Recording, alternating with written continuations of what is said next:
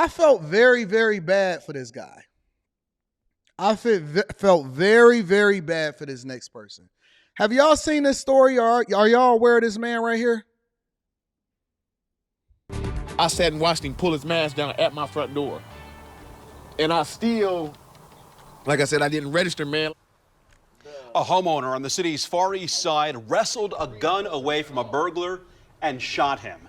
Good evening to you at 5 o'clock. I'm Mark Mullins. And I'm Nicole Griffin. The homeowner survived the encounter. The intruder did not. Tonight, the Marion County Prosecutor's Office is checking out the man's story, a story he is sharing with WRTV's Adam Shooms.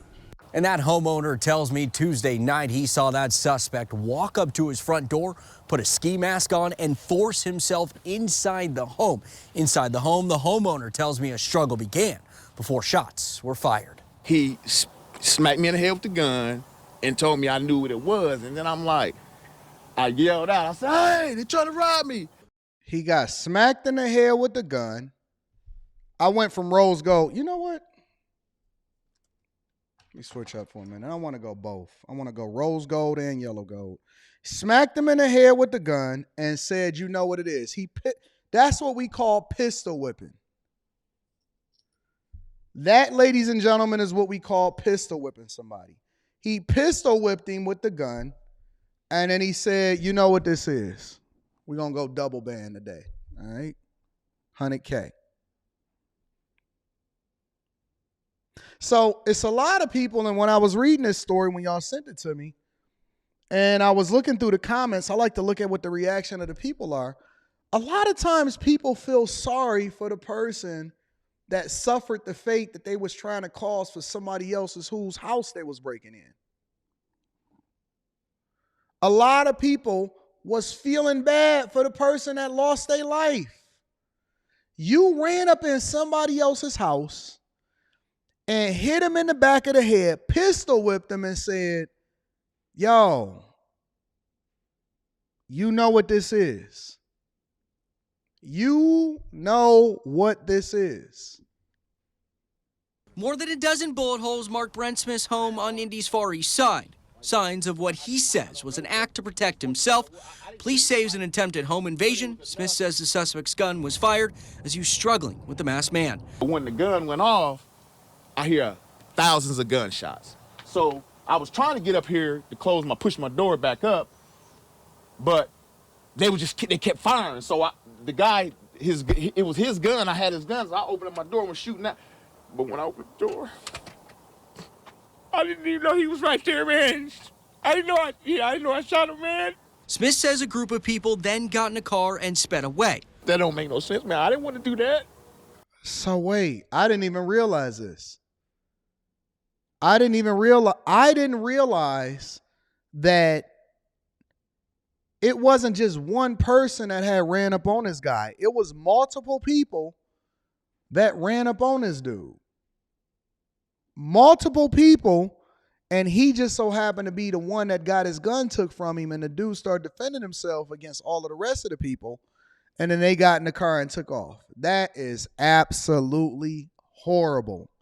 That is a horrifying experience for the homeowner. But let me give him a round of applause. The only thing I feel bad about, is one thing. I feel bad about the fact that he feels bad about what it is that he had to do to these people. There's no way that he should be the one that's mourning right now. He should not be feeling bad, but that's the sentiment of good people. That's what happened when you're a good person. When you're a good person, often at times you get taken advantage of. And they see you as food. Yes, they do. See you as a come up, see you as an opportunity, and see you as food.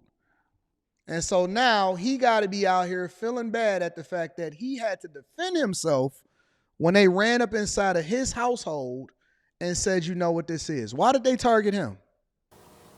I didn't want to do that.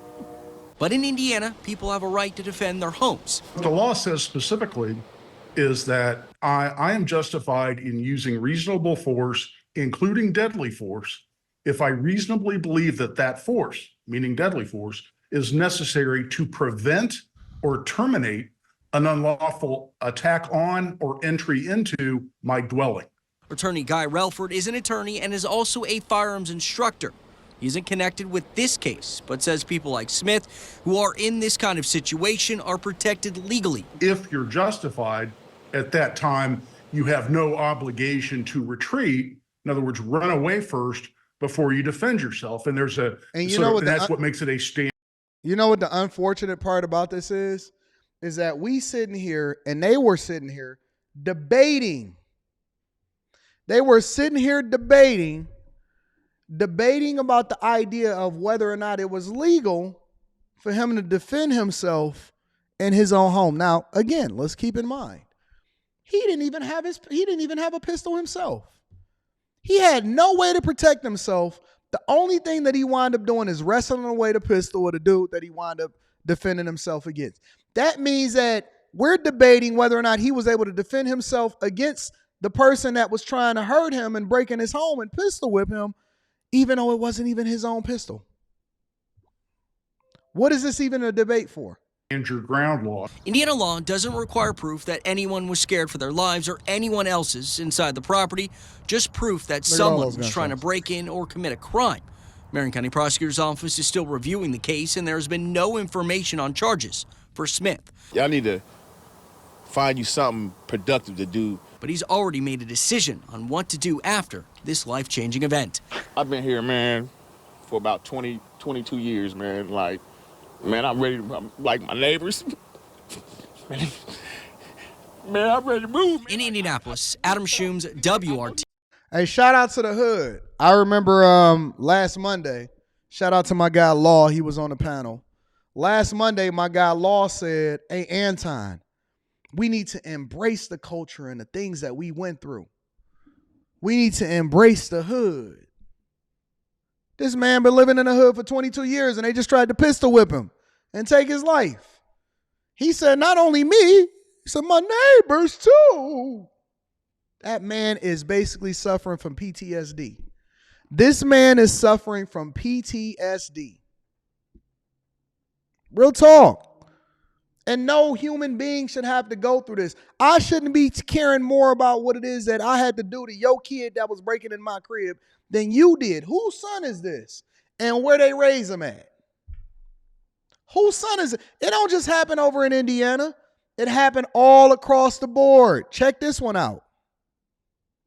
Of killing his ex-girlfriend's new boyfriend in Marietta made his first court appearance. I'm Blair Miller. And I'm Savannah Louie in for Sean Gables tonight. Donovan Carter faced a judge for the first time in Cobb County tonight. We have Atlanta News First Chelsea Bimfor. She was there and she joins us live now. Chelsea, what else did you learn? Well, Savannah, Carter is facing several charges, including malice murder. The bond was not set, though, tonight. Only a Superior Court judge can do that, so Carter will remain behind bars for at least the next few weeks. You have 4 charges currently pending against you tonight. The first is the charge of aggravated assault with the intent to murder another human being. Thursday night, 33-year-old Donovan Carter listened as a judge formally read the charges he's facing in connection to the shooting death of Kenneth Cunningham. The audacity, the overt actions of this violent criminal to drive so far to shoot someone to death premeditated. Carter is accused of driving to Cunningham's apartment on Cobb Parkway Wednesday morning and posing as a delivery driver to lure him outside. Sergeant Chuck McPhillamy with Marietta Police says that's when Carter shot Cunningham. This is an individual that drove over an hour, put on a uniform, a costume, if you will, to change his appearance and look like a delivery driver to lure this victim out of their residence. Arrest warrants say Carter fired bullets from a semi-automatic handgun, which... This what y'all doing now? Is this what y'all doing now? Y'all going over to your ex-girlfriend's house and dressing up as the delivery man because you mad at the fact that another dude took your chick, and now you dressing up as the delivery man and crashing out permanently for? This what we doing? That happened around the corner from you, Connie. See? You went and got the Amazon hookup, the UPS driver's job. You went and got the Walmart vest. and you got mad and you studied to see who was coming in and out of the former crib that your chick is busting it down for another man, and you went and executed and took another man's life. He probably never even knew that you ever existed, didn't know anything about you. Guess who's still alive? Check this part out. This is the part that we don't want to talk about. Hey, guess who's still alive? Guess who's still out here living their life and they gonna move on to the next person? Homie that was over her crib and busting her down, he gone. You facing life in prison. And she's still gonna be out here in these streets, man. That's the part that we really not taking into consideration when we looking at these things. You killed him, you in jail, she's still out here in these streets, man.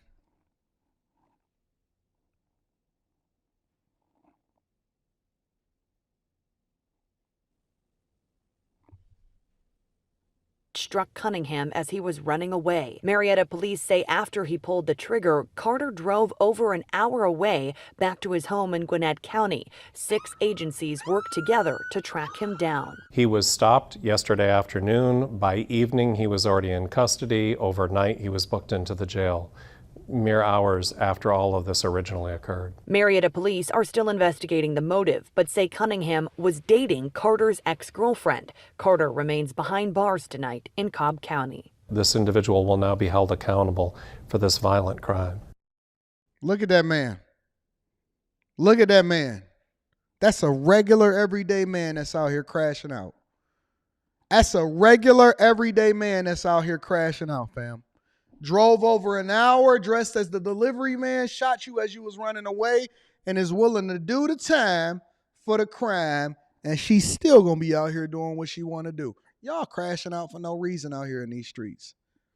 His ex-girlfriend, not even a wife. Imagine if she was his wife. Imagine if they had kids. They ain't say nothing about no kids or none of that. You just crashing out for the sake of crashing out, fam. That's crazy.